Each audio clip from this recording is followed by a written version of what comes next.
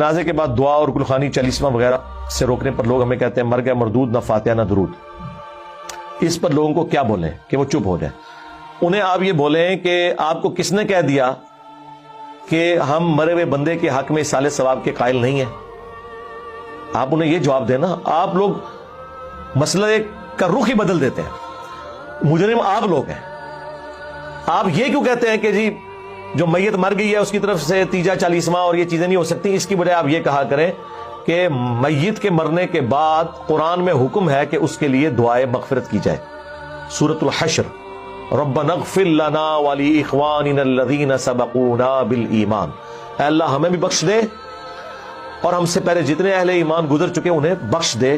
آپ ان کو یہ بتائیں کہ اللہ نے حکم دیا ہے کہ اپنے مرے ہوئے بھائیوں کے لیے، بہنوں کے لیے دعا کرنی ہے۔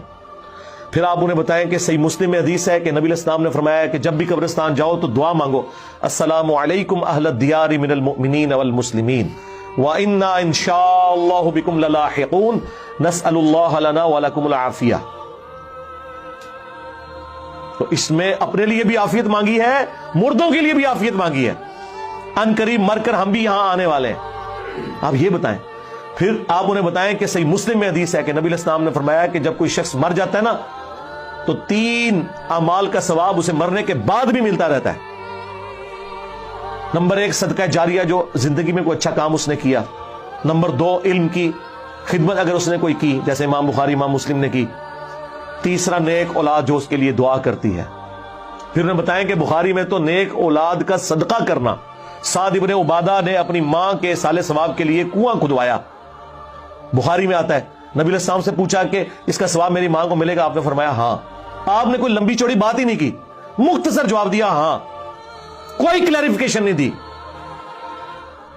تو مردے کو صدقہ اور خیرات، دعاؤں کا حصہ، نیک اولاد کا آٹومیٹکلی ثواب پڑھ کے نہیں بخشنا ہوتا، آٹومیٹکلی ماں باپ زندہ ہے یا مردہ، چونکہ اولاد انویسٹمنٹ ہے ماں باپ کی، ثواب ملے گا۔ اصالہ ثواب کے 10 طریقے، یہ میری ویڈیو دیکھیں۔ جب آپ یہ ساری باتیں کریں گے اور ان کو یقین آ جائے گا کہ آپ وہابی نہیں ہیں، آپ قرآن و سنت کے ماننے والے ہیں، حالانکہ وہابی بیچارے بھی یہ نہیں کہتے، بدنام زیادہ ہو گئے وہ اپنی غلط حرکتوں کی وجہ سے۔ ان کو شیطان اس طرف لگا دیتا ہے جس کی ضرورت ہی نہیں ہوتی، وہ سٹارٹ ہی ایسے الٹے طریقے سے کرتے ہیں کہ کسی نے بات ماننی بھی ہے تو نہیں ماننی۔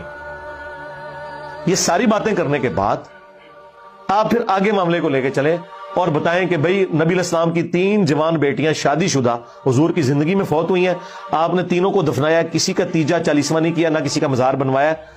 آپ ہمیں کوئی بتا دیں کہ نبی علیہ السلام نے کوئی تیجا چالیسواں ان کا کیا ہو تو انشاءاللہ ہم بھی کریں گے اپنے ماں باپ کا۔